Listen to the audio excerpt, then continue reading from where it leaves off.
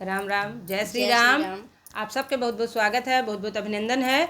आज आप सबके लिए एक प्यारा सा तिलक गीत लेके आए हैं। हमारे यहाँ रिश्तेदारी में ब्याह है, तो लड़का का नाम है शुभम।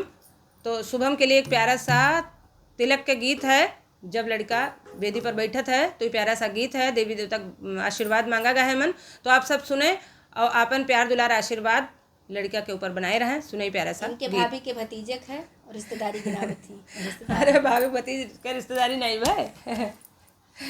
आप सब सुने गीत, इनके बात ध्यान न दिए। यही गाँव माँ के